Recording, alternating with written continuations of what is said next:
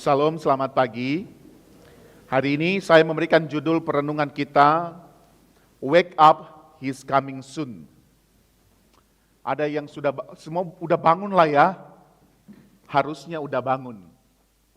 Saudara, saya ingin memulai perenungan kita malam hari ini dengan sebuah kisah yang saya masih ingat ketika masih sekolah teologi ya saudara.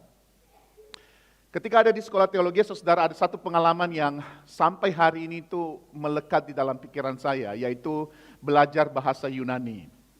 Bahasa yang sama sekali saya tidak ngerti, bahasa yang sama sekali baru buat saya yang dari kampung pada waktu itu, dan diwajibkan untuk belajar bahasa Yunani karena kalau belajar seterusnya tentang teologi perjanjian baru atau eksegese perjanjian baru, kita harus lewati kelas ini dulu terlebih dahulu. Menariknya saudara, kelas ini itu dibimbing atau diajar oleh seorang dosen yang mungkin Bapak Ibu Saudara punya pengalaman cukup strict pada sesuatu. Jadi kalau salah sedikit saja, dia akan memberikan nilai berkurang atau mengurangi nilai itu. Jadi mungkin bisa dikatakan seorang dosen yang cukup killer saudara. Nilainya itu sangat susah untuk dapatnya. Dalam belajar bahasa Yunani saudara, setiap kelas semua mahasiswa stres saudara. Kenapa? Karena apa yang diajarkan, kalau contohnya, biasanya kelas bahasa Yunani itu hari Jumat, jadi apa yang dipelajari hari Jumat ini akan dites pada hari Jumat berikutnya. Demikian seterusnya sampai akhir semester saudara. Setiap Jumat dites bahasa Yunani. Tujuannya sebenarnya sederhana, supaya bahasa itu melekat pada kita, jadi kita ngerti bahasanya. Yes, kita ngerti saudara, tapi ada satu pengalaman yang sampai hari ini tuh saya masih ingat. Setiap kali akan masuk ke dalam kelas bahasa Yunani, seluruh mahasiswa tingkat 1 dan tingkat 2 yang belajar bahasa Yunani, setiap malam itu, malam Kamis atau malam Jumat, tidak tidur semalaman. Kenapa? Karena kalau kita gagal kuis, itu artinya mempengaruhi seluruh nilai kita satu semester. Dan kalau gagal bahasa Yunani, kita tidak bisa ambil eksegese bahasa perjanjian baru, dan kita tidak ambil teologi perjanjian baru. Jadi kita mati-matian supaya bagaimana bisa lolos, bukan lulus, lolos. Tahu lulus dan lolos lah ya. Dan puji Tuhan saudara, setelah 3 semester, setiap minggu tidak tidur, setiap ada ujian Yunani. Puji Tuhan lolos saudara. Nilai saya tahu berapa saudara? Saudara kira-kira gimana nilai saya bahasa Yunani? Berapa? Kebagusan kok. Saya cuma dapat D saudara. D itu tahu berapa? Cuma lolos. Karena itu bahasa Yunani sangat susah sekali. Tapi berjuang saudara untuk apa? Supaya bisa dapat, pokoknya pas deh. Apa yang ingin saya beritahukan kepada kita saudara? Untuk tujuan yang besar, kita itu akan rela melakukan apapun. Sekalipun itu mengganggu kenyamanan kita. Untuk sesuatu yang besar, sesuatu yang kita idam-idamkan, kita akan rela lakukan apapun. Sekalipun itu mengganggu tidur kita, mengganggu cara makan kita, bahkan mengganggu kebiasaan kita setiap hari. Kenapa? Karena kita punya sesuatu yang kita inginkan. Ada sesuatu yang kita ingin capai. Ketika saudara waktu menikah, persiapan pernikahan dilakukan dengan baik bukan? Disiapkan ini itu. Kenapa? Karena tujuan kita mau menikah, kita mau pestanya itu bagus, kita mau waktu ambil komitmennya itu bagus.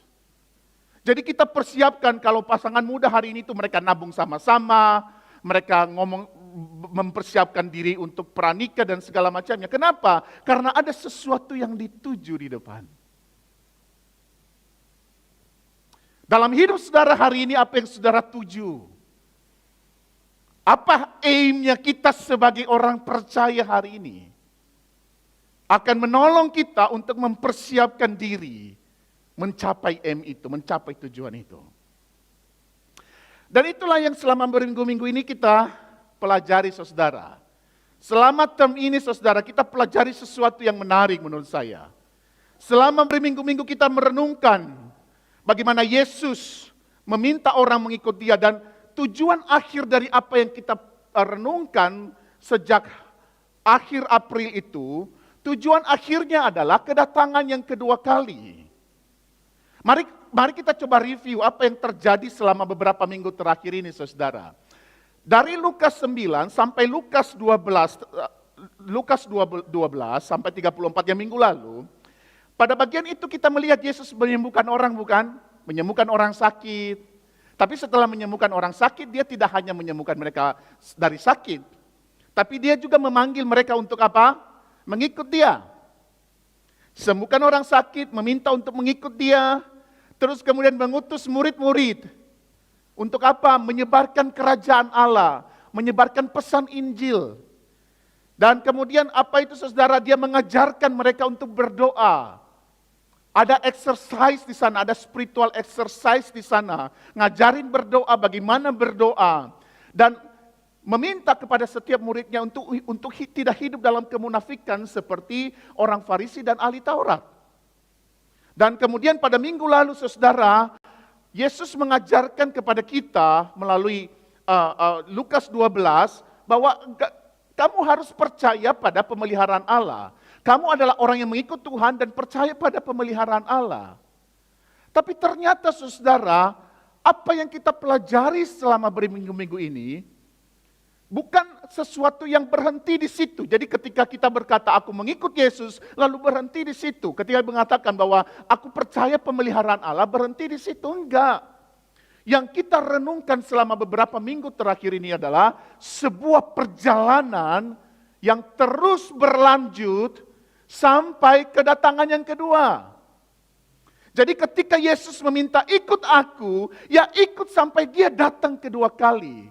Kalau Yesus meminta jangan munafik, ya jangan munafik sampai Yesus datang kedua kali. Kalau Yesus mengatakan jangan khawatir, percaya pemeliharaan Allah, maka percaya pemeliharaan Allah itu sampai kapan? Yesus datang yang kedua kali. Sesuatu yang terus berlanjut dan terus harus hidup dalam hidup saya dan saudara hari ini. Hidup itu tidak bisa berhenti ketika mengatakan, oh aku percaya Yesus hari ini, aku ikut Yesus hari ini, lalu berhenti di tempat. Enggak, terus berlangsung. Maka saudara yang dikasihi oleh Tuhan, ketika kita membaca Lukas 12:35 sampai 59 itu punchline sebenarnya. Yesus sudah mengatakan berkali-kali apa yang terjadi dari pasal 9 sampai pada Lukas 12, itu adalah punchline. Untuk menekankan bahwa setiap fase yang terjadi sebelumnya tadi itu adalah tindakan yang terus berlanjut dalam hidup saya dan saudara. Oleh karena itu saudara, ada dua respon yang terus berlanjut sampai Yesus datang kedua kali. Berkaca dari Lukas 12:35 sampai 59. Apa itu saudara?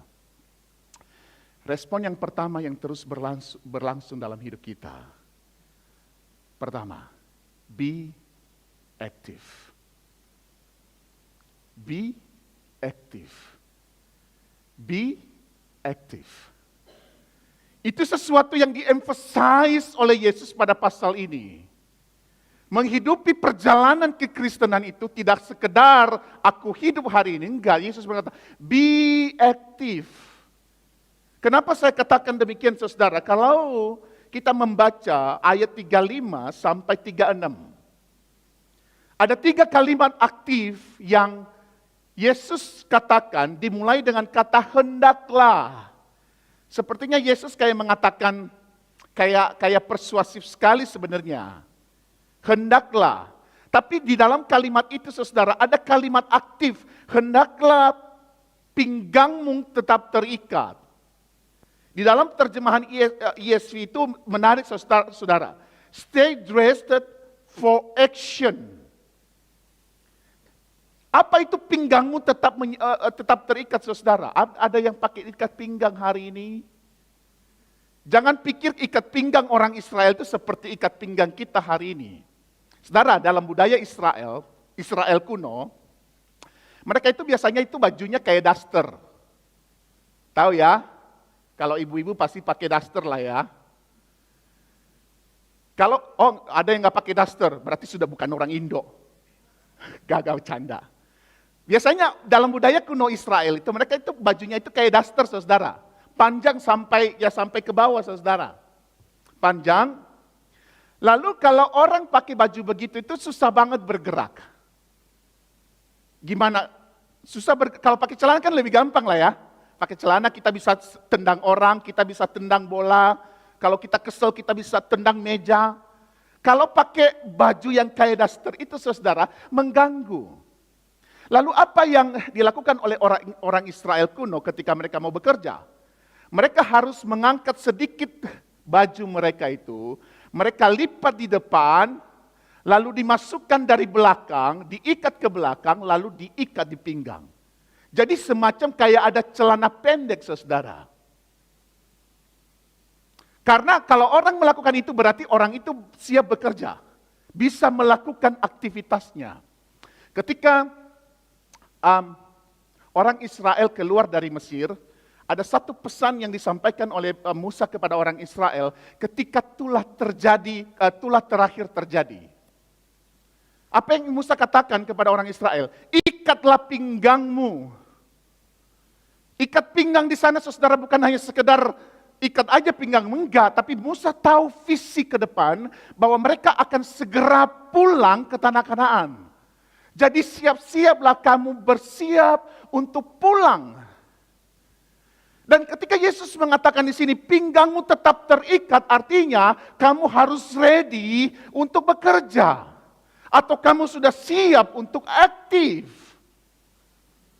Jadi mengikut Yesus itu, saudara, bukan di istilah aku ngikut Yesus lalu diam-diam, enggak. Be aktif di sana. Pelitamu tetap menyala. Kalau dalam konteks kita hari ini kan pakai pelita itu kan udah enggak pakai lah ya. Ada yang masih pakai pelita di rumah, pakai minyak tanah, lalu kemudian ada sumbunya harus dibakar tiap sore, enggak kan ya? Apalagi sekarang kita sudah pakai semua listrik. Pada zaman dulu, saudara, ada satu hal yang menarik dalam budaya Israel kuno. Ada satu orang yang biasanya ditugaskan untuk menjaga pelita di bait Allah tetap menyala. Orang itu harus tetap mengisi minyak kalau udah habis. Dan orang itu nggak boleh tidur. Supaya apa? Apinya itu tetap menyala, pelitanya itu tetap menyala. Masih ingat gak kisah 5 gadis bodoh dan 5 gadis bijak? Kisahnya apa, saudara? Sama-sama mereka punya api sebenarnya, sama-sama mereka punya minyak. Tapi yang 5 bodoh, 5 bijaksana, ada yang punya persediaan banyak, ada yang sudah tidak punya persediaan, udah habis. Seseorang yang diminta untuk pelita tetap menyala, dia harus tetap ada inisiatif, saudara. Dan kalimat aktif berikutnya sama seperti orang menantikan tuannya pulang dari pernikahan. Saudara, menantikan dalam konteks ini, saudara, bukan menantikan dari jam 6 sampai jam 9 malam, enggak. Tapi menantikan yang dimaksudkan oleh Yesus pada bagian ini, menantikan dari jam 9 malam sampai jam 3 pagi, jam 3 subuh, which is itu bagian yang sangat berat untuk orang bisa tetap alert. Apa yang ingin saya maksudkan di sana, saudara? Dari 3 kalimat itu sebenarnya satu kata, be active. Yesus mengatakan, ikat pinggangmu, be active. Pelitamu tetap menyala, be active. Kamu menunggu tuannya datang, be active di sana. Dalam bagian itu, saudara, ada readiness di sana, ada alert di sana, ada responsif di sana. Jadi menyambut kedatangan yang kedua itu mesti ada readiness-nya kita, ada alert-nya kita, ada responsifnya kita, dan itu terus berlanjut dalam hidup. Dari mana kita bisa belajar tentang ready, alert, sama responsif? Belajar dari firefighter. Ada yang pernah rumahnya kebakaran, Ada yang kerja di Fire Factor di sini? Nggak ada lah ya, orang Indonesia kayaknya jarang banget. Fire Factor itu saudara, atau kalau saudara yang kalau telepon 000 itu yang biasa ngiung-ngiung kalau di city, itu mereka sangat responsif, sangat ready, dan sangat alert. Apa yang ingin saya beritahukan kepada saudara? Menyambut Yesus yang kedua kali. Be active. Mungkin kita berkata, be active di mana sih? Kan itu kan poinnya ke kita hari ini. Aku udah tahu konsepnya. Tapi aku aktifnya itu di mana? Be active-nya saya itu ada di mana? Saya harus aktif di mana dan seperti apa? Tapi mari kita melanjutkan bagian ini saudara. Ketika melihat percakapan Petrus dengan Yesus. Yesus memberikan jawaban tentang di mana dan seperti apa tindakan aktif itu seharusnya berjalan. Apa yang diceritakan oleh Yesus saudara? Dia menceritakan tentang seorang tuan yang memberikan kepercayaan kepada hambanya. Be active itu di mana saudara? Saya rasa be active itu di rumah tuan, kalau dari kisah ini. Tapi rumah Tuhan itu apa? Rumah Tuhan itu ruang kepercayaan. Tempat Tuhan mempercayakan sesuatu kepada para hambanya. Ruang be active itu adalah ruang kepercayaan di mana Tuhan taruh saya dan saudara di sana. Ruang di mana Tuhan memberikan tanggung jawab kepada saya dan saudara. Itu ruang untuk be active. Ruang aktivitas kita sebagai orang percaya. Dan dalam ilustrasi Yesus ada dua hamba yang aktif. Dua-duanya aktif. Yang pertama saudara adalah hamba yang aktif dengan pikiran tuannya akan pulang. Dan itu yang kita bisa baca di dalam ayat yang ke-43. Dia aktif dengan pikiran tuannya bakalan balik. Tapi yang kedua saudara, ada hamba dengan pikiran tuannya tidak pulang-pulang. Di ayat 45, di sana ada yang bertanggung jawab dan ada hidup sembarangan. Coba perhatikan hamba yang tidak setia itu saudara. Hidupnya ngapain? Pukul hamba lain, minum, mabuk, hidup sembarangan. Dua-duanya aktif. Tapi aktif yang berbeda saudara. Ada hamba yang sungguh-sungguh percaya kepada Tuhan. Dan ada hamba yang tidak percaya kepada Tuhan. Saya meng-highlight hamba yang tidak percaya kepada Tuhan saudara. Dari hukuman yang diberikan. Sebenarnya hamba yang ada di dalam rumah itu saudara. Yang pikirannya adalah tuannya tidak pulang-pulang. Dia sama seperti unbeliever. Kenapa saudara? Karena di dalam ayat yang ke-40, ayat yang ke-46 itu, Yesus mengatakan, maka Tuhan hamba itu akan datang pada hari yang tidak disangkanya, dan akan memenggal dia, hamba yang tidak setia itu dihukum, dan kemudian nasibnya sama seperti orang yang tidak setia. Kata tidak setia di sana saudara, disetarakan dengan unbeliever, orang yang tidak percaya. Artinya sebenarnya, hamba yang bertanggung jawab itu adalah orang yang percaya sungguh-sungguh kepada Allah. Dan hamba yang hidup sembarangan itu adalah hamba yang memang pada dasarnya, ia tidak percaya kepada tuannya sedetik pun.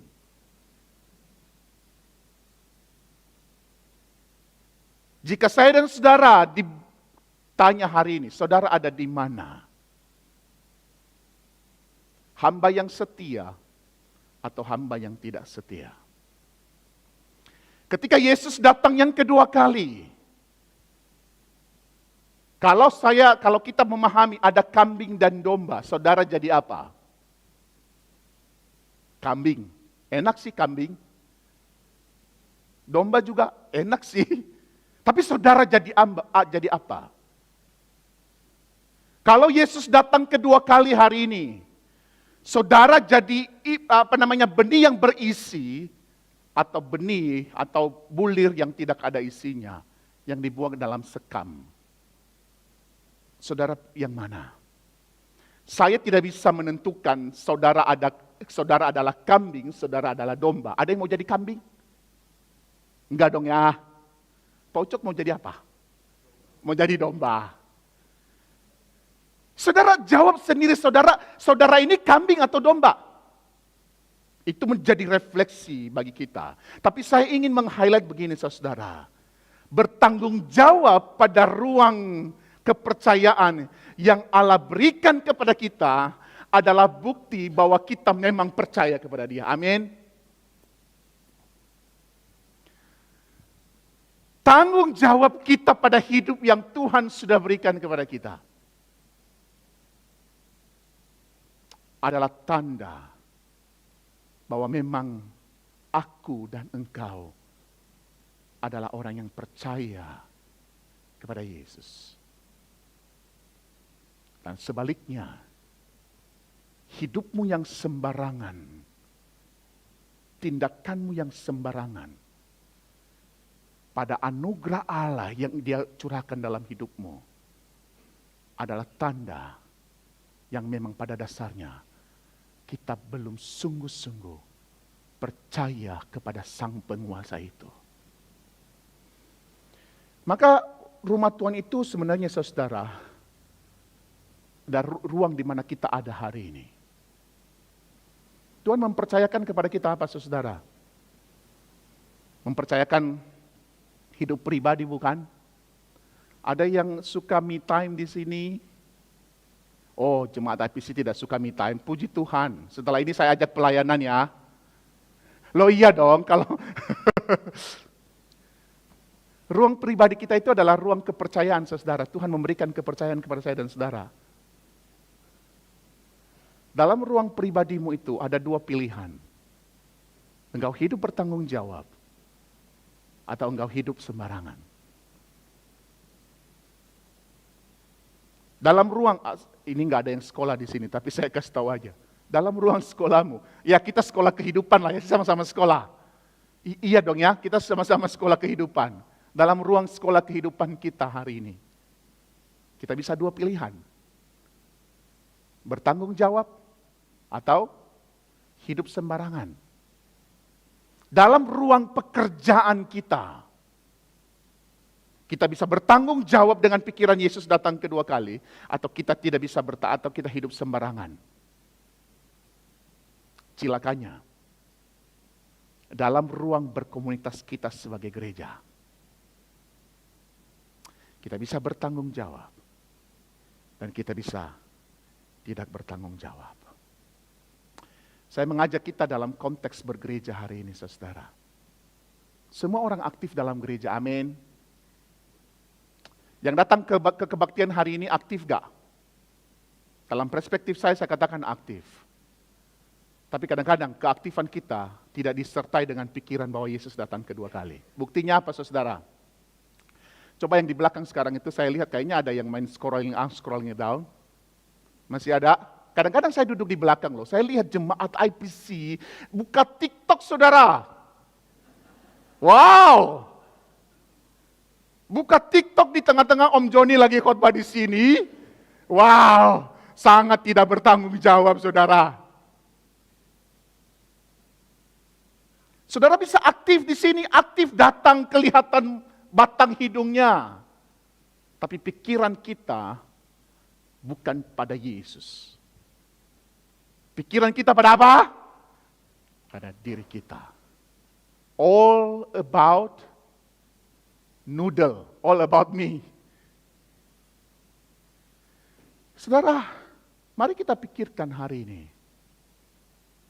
Semua orang bisa aktif dalam ruang-ruang itu tanpa pikiran bahwa pemilik utama dari semua ruang itu akan datang kedua kali. Salah satunya ketika kita ada dalam ruangan ini. Respon yang kedua saudara. Respon yang kedua yang Yesus tekankan kepada kita hari ini. Selain be active, yang kedua adalah be faithful. Saya ambil itu dari Lukas 12:49 sampai 53, saudara. Pada bagian itu, Yesus memulai bagian ini dengan pernyataan tentang dirinya sebagai pembawa api. Nah, di dalam konteks zaman itu, api itu ada dua fungsi, saudara. Pertama, itu bicara tentang penghakiman, dan yang kedua bicara tentang pemurnian. Penghakiman itu ditujukan kepada siapa? Hamba yang tidak setia, seperti tadi yang kita lihat di bagian awal.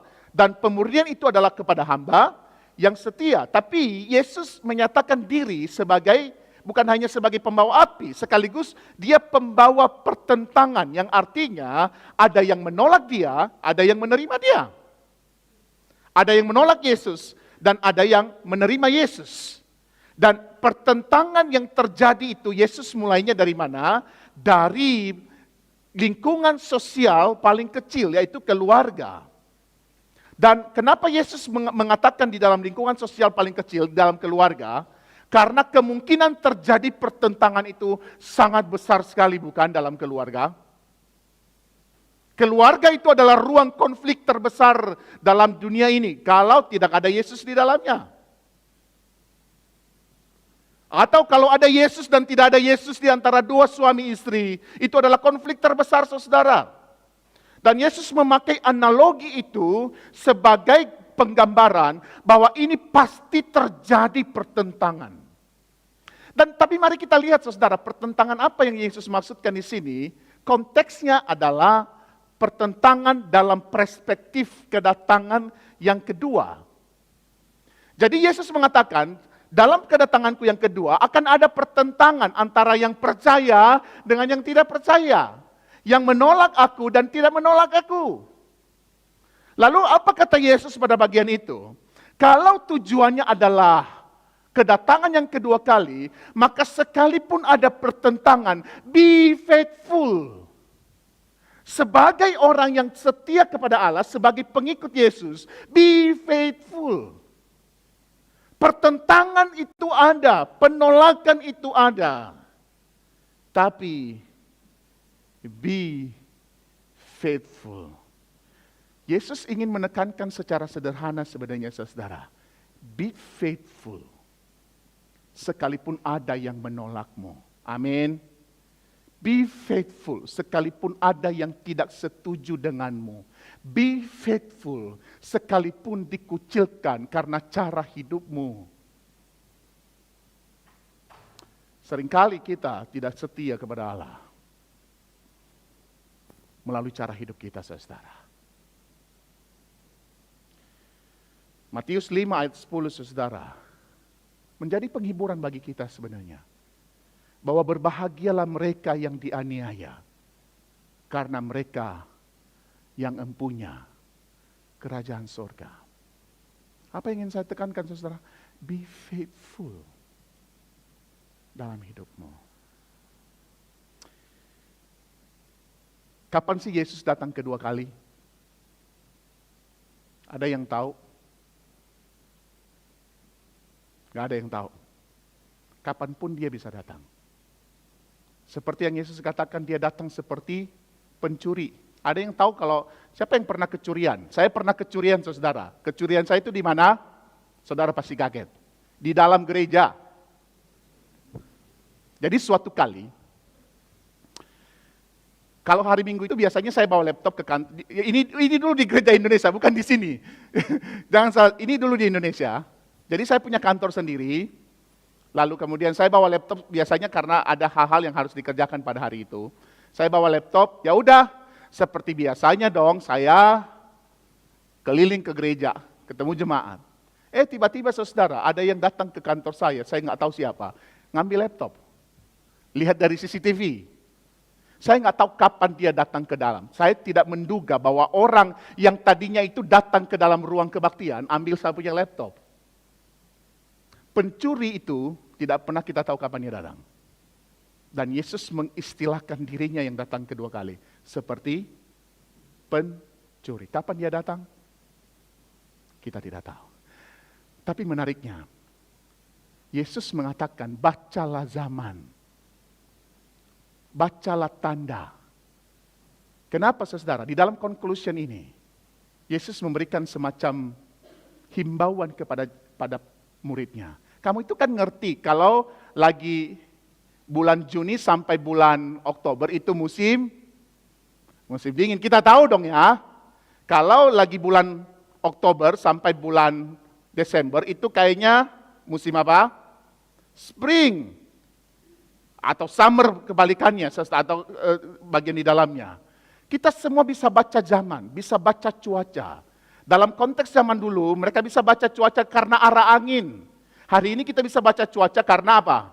Bukan lagi arah angin, tapi kita bisa lihat handphone, hari ini panas apa enggak.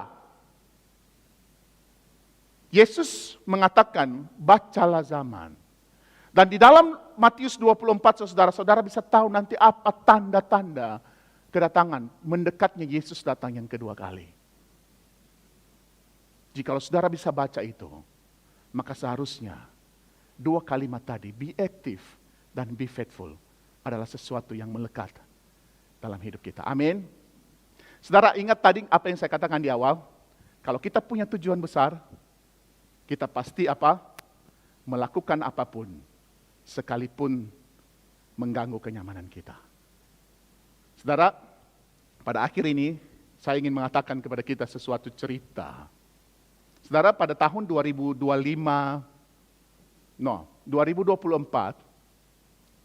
saya dan istri itu memutuskan untuk menjual apartemen kami di Wright.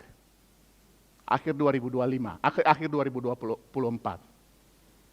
Lalu apa yang kami lakukan, saudara? Cari orang dong untuk cari agent, untuk bisa lihat rumah lalu kemudian dipasarkan.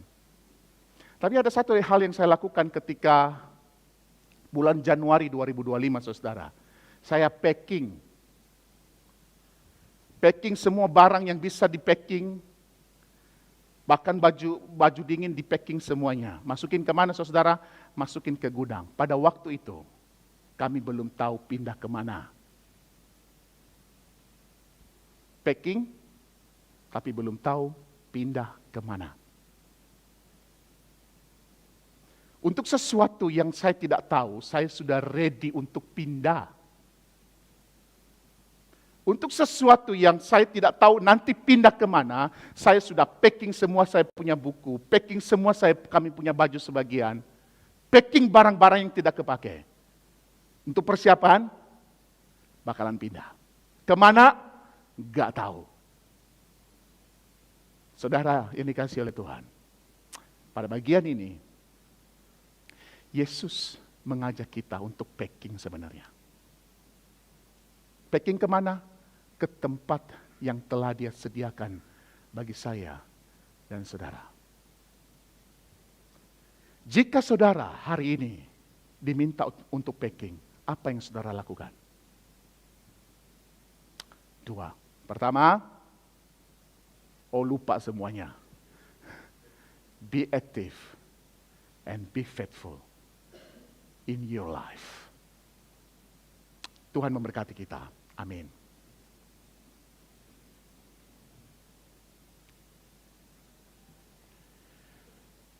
Kami bersyukur Tuhan untuk firman-Mu pada pagi hari ini.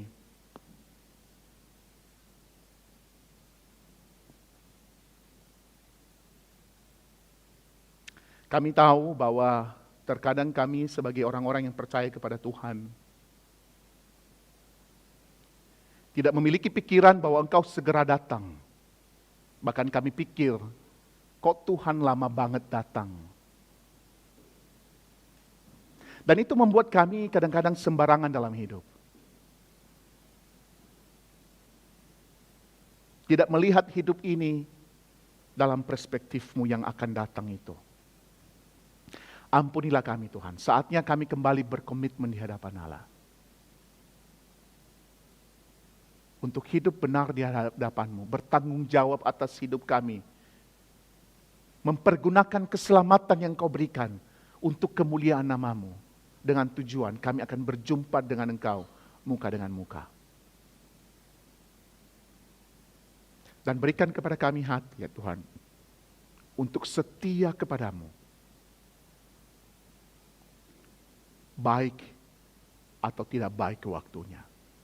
Biar hati kami tetap teguh berpegang pada pendirian Injil itu. Sehingga di akhirnya Engkau menemukan kami sebagai hamba-hamba yang setia kepadamu.